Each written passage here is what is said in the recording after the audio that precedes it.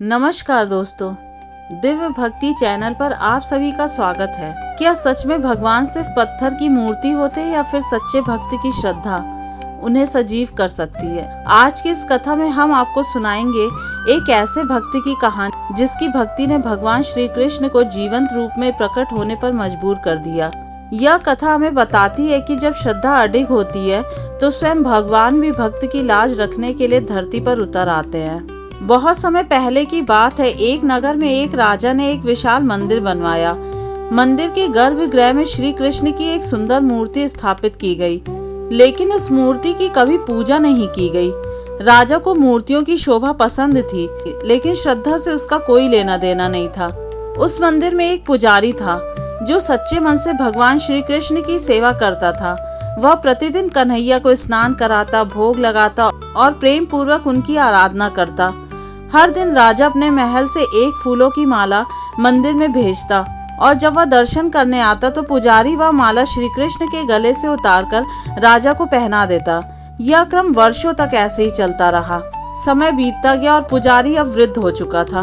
एक दिन राजा किसी कारणवश मंदिर नहीं आ सका और उसने अपने सेवक से माला भिजवा दी, लेकिन शाम होते ही पुजारी के मन में एक विचार आया, आज इस माला को किसे पहनाऊं? क्यों ना आज मैं ही ये माला पहन लूं? वैसे भी जीवन का कोई भरोसा नहीं। जैसे ही पुजारी ने माला पहनी तभी अचानक सेवक लौट आया और बोला, राजा की सवारी मंदिर में पहुंचने वाली है। यह सुनते ही पुजारी घबरा गया। उसने जल्दी से माला उतारी और श्री कृष्ण के गले में डाल दी, लेकिन भाग्य को कुछ और ही मंजूर था। जब राजा ने हमेशा की तरह माला उठाई तो उसने देखा कि उस पर एक सफेद बाल अटका हुआ था। राजा को यह देख गुस्सा आ गया। उसने पूछा, यह सफेद बाल कहाँ से आया? डर के मारे पुजारी बोला, यह बाल तो स्वयं श्री कृष्ण के हैं। राजा को यह सुनकर और भी क्रोध आया। कन्हैया के बाल तो काले हैं, फिर सफेद कैसे हो सकते हैं? तुम झूठ बोल रहे हो। राजा ने ऐलान किया कि वह अगले दिन खुश श्रृंगार के समय उपस्थित रहेगा और अगर पुजारी की बात झूठ निकली तो उसे फांसी दे दी जाएगी। राजा के इस आदेश से पुजारी की दुनिया ही उजड़ गई।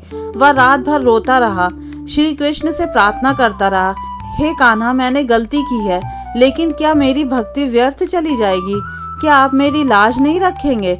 रोते रोते कब उसकी आंख लग गई उसे पता ही नहीं चला। सुबह होते ही राजा अपने दरबारियों के साथ मंदिर पहुंचा।